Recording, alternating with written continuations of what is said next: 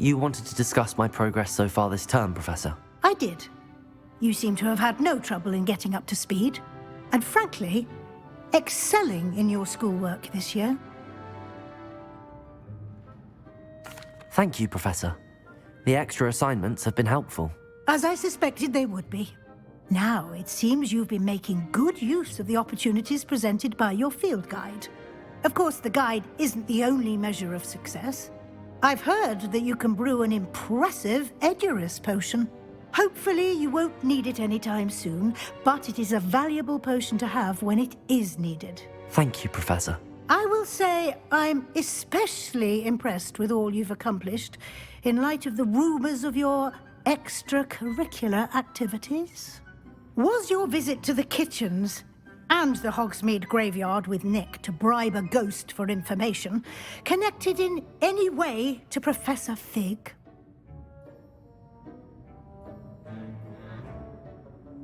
Not at all. I'm fascinated by ghosts and, food, and I was interested in learning more about the castle and the surrounding area. I see.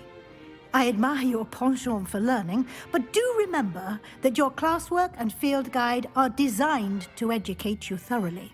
It'll be the end of the year in no time, and you'll want to be well prepared for your OWLs. I'll provide a final assessment at that time to ensure that you're ready for your exams. Until then, well done. You are dismissed.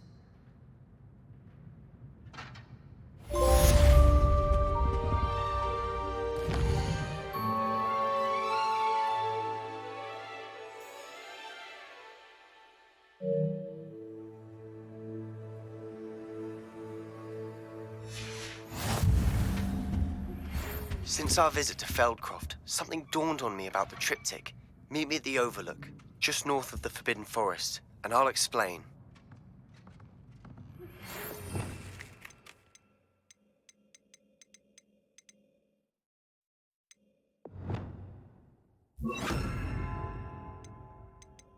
My plan with the helmet failed, but I have another idea. I think we may be able to find what we need at a goblin mine south of Hogwarts. Meet me there, and bring someone who speaks gobbledygook.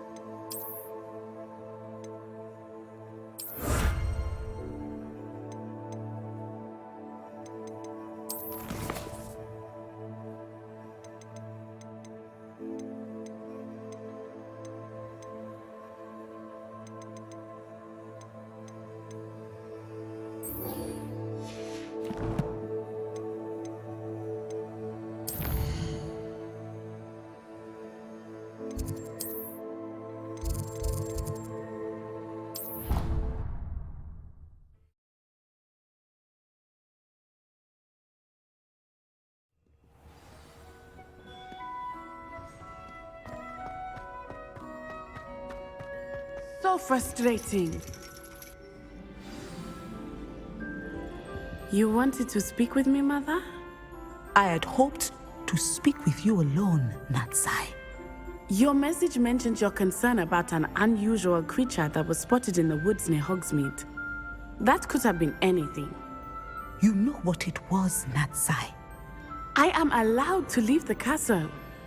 I am always careful, Mother. Careful. Officer Singer disagrees. She sent me an arrow telling me that you have been trying to collect evidence of some kind against dark wizards. She berated me for not keeping a closer eye on you, and she is right. I do not want you visiting Hogsmeade for the near future. But Mother! My little gazelle, you are well-intentioned, but you must not meddle in the affairs of dangerous people. If someone had meddled in Matabeleland, Father would still be with us. I must get to class. Perhaps your friend can get you to listen to reason. So frustrating. She never listens to me. She called you her little gazelle. Is that a term of endearment where you're from? It is specific to me.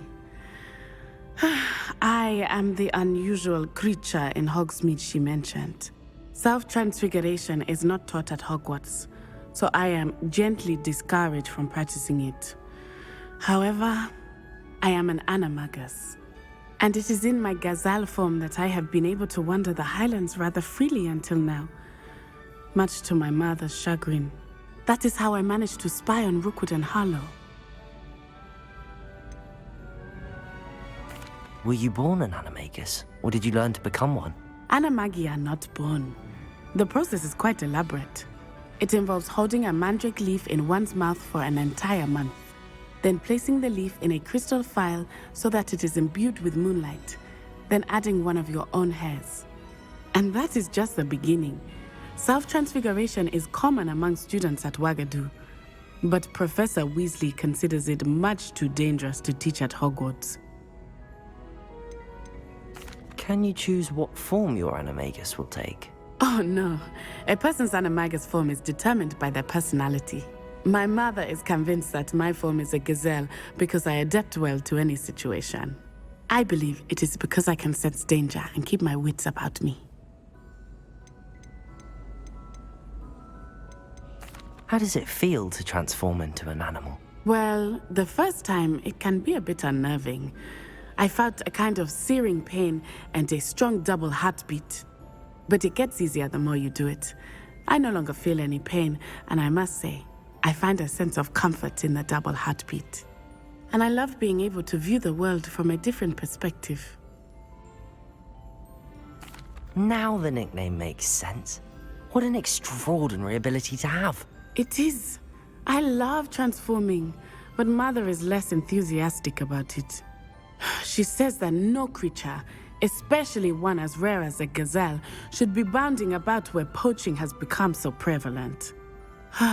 She claims that she has foreseen tragedy befall me in my gazelle form. But she has used her sight to control me too many times. I no longer believe it. She's concerned for your safety. It may be best for you to stay away from Hogsmeade for now. That may be safe, but I do not believe that it would be best. Do you?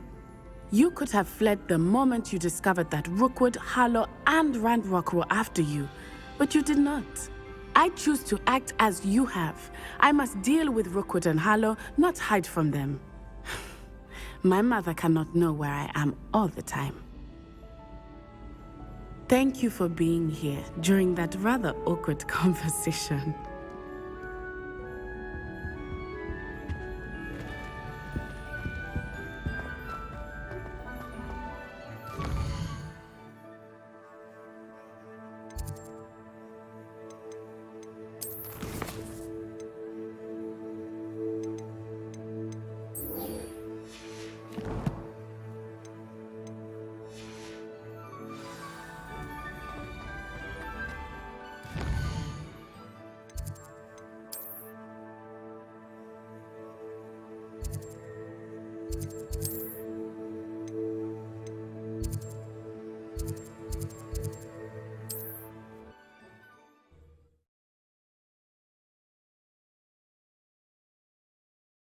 You can't imagine how inconvenient travel was before I invented blue powder. Hello, pardon me?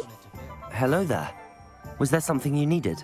Hello, I was wondering if you would be interested in having your own shop and a house elf to help you with it. Penny's the name. Penny's mistress is selling this shop. And Penny is most eager to start working with the new owner. It might surprise you to know that Penny can sell practically anything. Oh, it would be wonderful to have a place to sell things and someone to help me. You'll be able to give Penny almost anything that you want to sell. It will be no work at all for you once the shop is up and running. If you want the shop and Penny hopes that you do, you should talk to Penny's mistress as soon as you can. Her name is Cassandra Mason. Why is your mistress selling the shop? And you? Penny cannot be certain as Mistress Mason so rarely confides in her. However, she repeatedly mentions how tired she has become of trying to let the shop. She has had rotten bad luck with the last few tenants.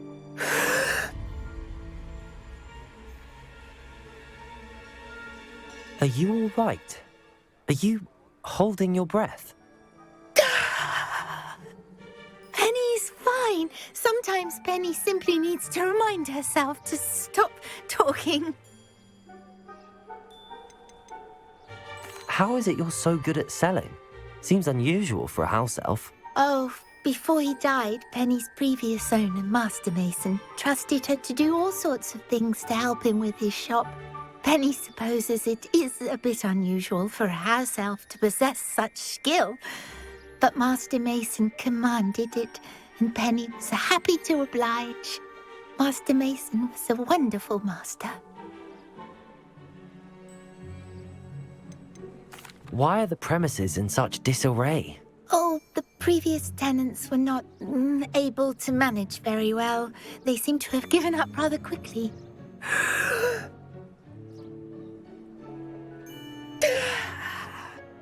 Penny is perfectly capable of helping clean and repair, so the shop will be ready for business in no time. What kind of things would I be able to sell in the shop? All kinds. Anything from essence of Disney to mooncalf fur. If a buyer exists for something, then Penny can sell it and get the best price. Just ask Mistress Mason. All right. I shall go and find Madam Mason. Oh, this is splendid news indeed. You won't be sorry. You can find Mistress Mason at her home on the north edge of the village. Penny does hope she gets to work with you.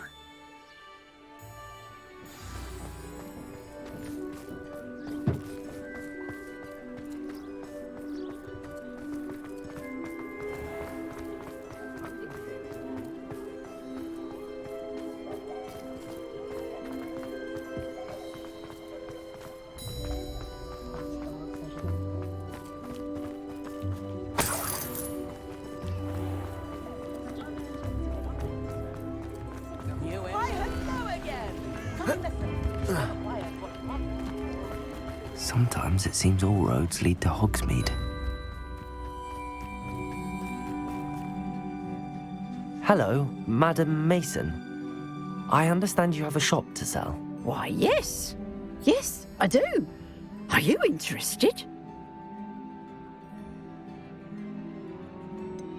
Perhaps. It depends upon your terms. I think you will find my terms quite generous. But, and do please forgive me for asking, don't you think you might be a tad young to own a shop?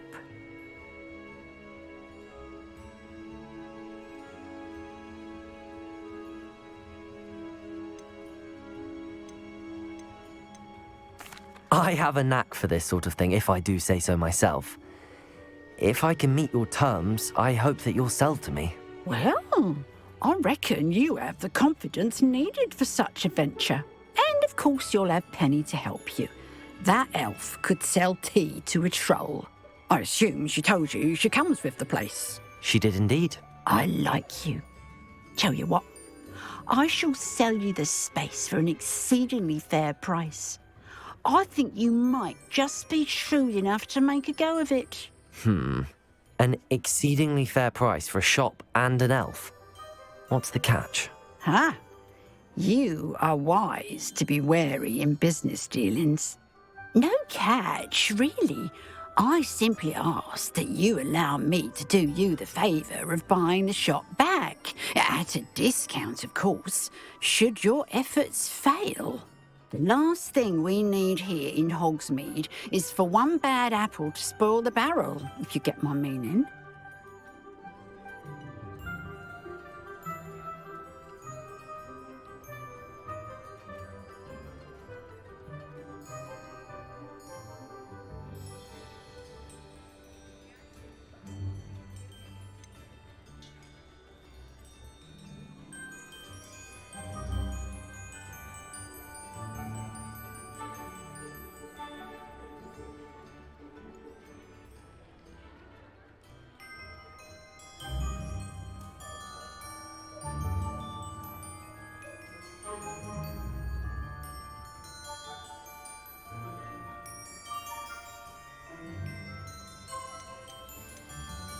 Yes.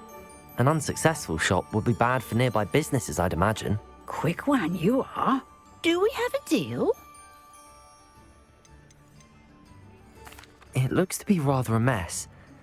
Why haven't other tenants been able to make a go of it there? As you've no doubt considered, running a shop is not as simple as those less savvy might think. The new owner, however, will have something that previous tenants did not. The benefit of Penny's particular prowess. Her assistance will make all the difference, I should think, in both getting the shop ready for business and ensuring its success. The shop seems to be in an ideal location. Why has no one purchased it yet? It is indeed, but I've just decided to sell. I've grown weary of being a landlady. My late husband was the one with a passion for shopkeeping and business in general. You'd be wise to take advantage of this opportunity before the offers start rolling in. What precisely do you mean, should my efforts fail? Honestly, I only mean that if for some reason you're unable to keep the shop going, I could help you cut your losses. That's all. But, as you've implied, the odds of that happening are remote. It does sound intriguing, but I need to consider my finances first. I'll come and find you if I'm interested. Very well, but I won't be able to keep the shop available for too long. If you do want the shop, I'd advise you to return to me as soon as possible.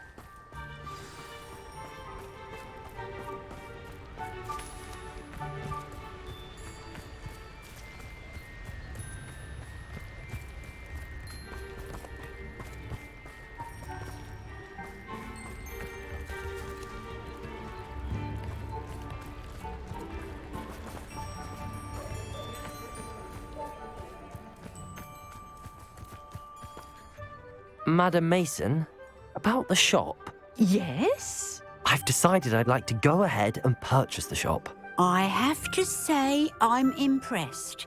You are a remarkably resourceful student. I am indeed. And brave. You won't be sorry. Give me the money and I shall get the paperwork filed immediately.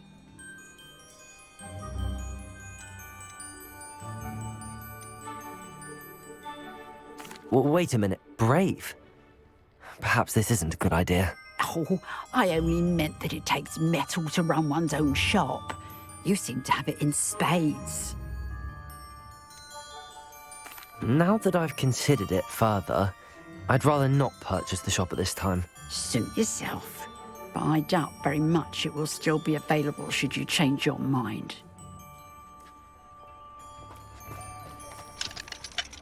Aloha, Mora.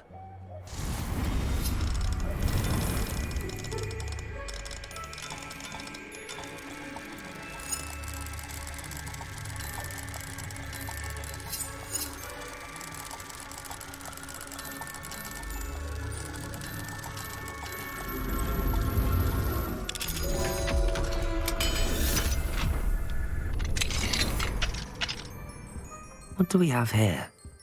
A demiguise.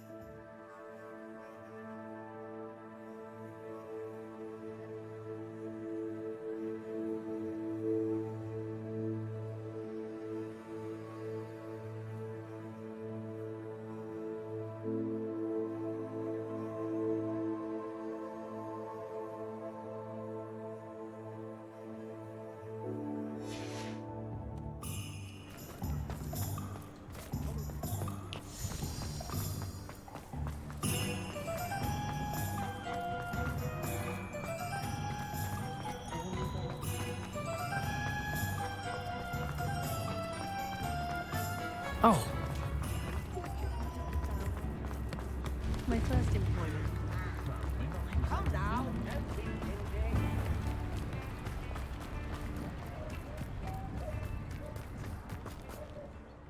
Madam Mason, about the shop. Yes? I've decided I'd like to go ahead and purchase the shop. I have to say I'm I am indeed. and brave. Wonderful. Shall I head directly to the shop? Please do. Oh, one more thing. Since my husband died, I've not been able to bring myself to retrieve some of his personal items. They're in a chest at the back of the shop.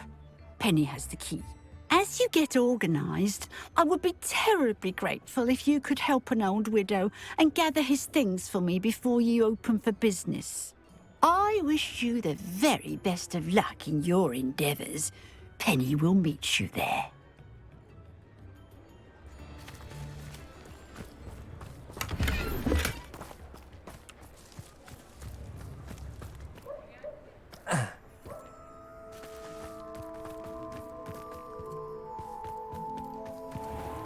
Hogsmeade, here I come.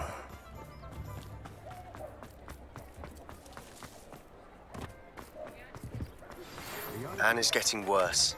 If there is any chance that the relic from Slytherin's spellbook can help her, I must find it. I'm requesting your help. Meet me outside of Feldcroft, near the catacomb.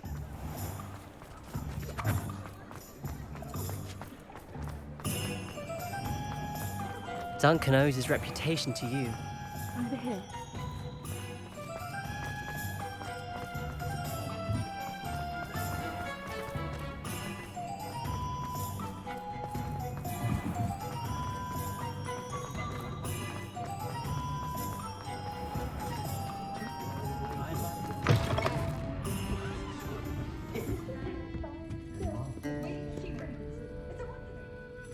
This is a change of pace from our last outing. Don't remind me. The thought of that tent still makes my blood boil. I've been thinking about those poor dragons in the fighting ring. The collars they were wearing, they appeared to be goblin silver. I think a collar is precisely what we found at that poacher camp. I've never known poachers to use anything like that before. The dragon that attacked my carriage was wearing a collar, and Professor Fig was genuinely baffled by its behaviour. That attack always did strike me as a little strange, seemingly coming out of nowhere. Surely you aren't suggesting that the collars somehow control the poor creatures? Exactly. Merlin, I don't think the dragon we set free was wearing a collar, but we should check. And if we can find her, we can return her egg. That's a good idea. We need to see this through. I'll start looking into it right away. There was something else that I wanted to discuss with you. I didn't want to press it before. It seems I may have caused you more trouble with Victor Rookwood. Why is he after you? If it's all right with you, I'd rather not say. At least not at the moment. Understood. We all have our secrets. I shan't press for more details. In fact, I should probably be going. I'd like to track that dragon down as soon as I can. I'll let you know when I have news of her location.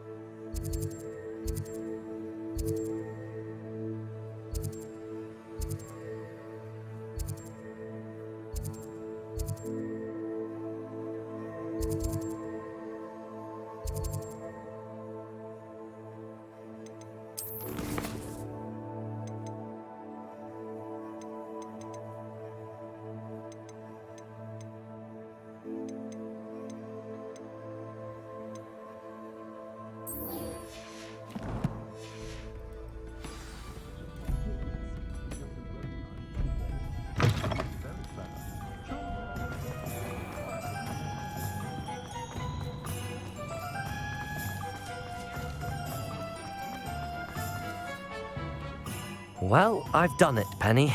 The shop is mine. Oh, Penny is so pleased. Penny was hoping you would be the one to purchase it. I'm glad you're here to help me. Goodness, what a kind thing to say. Penny will do all that she can to make this a success. There is much to do. The last tenant left in a bit of a rush, so we'll need to clean up and do some repairs.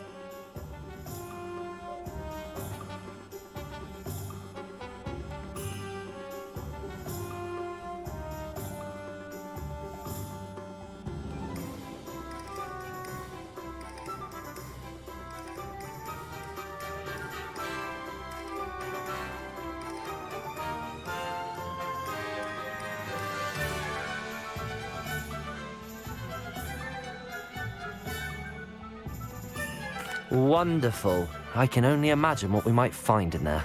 It is most certainly nothing that you and Penny can't handle together. Shall we?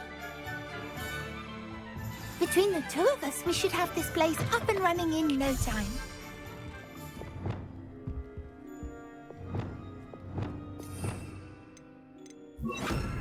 Reparo.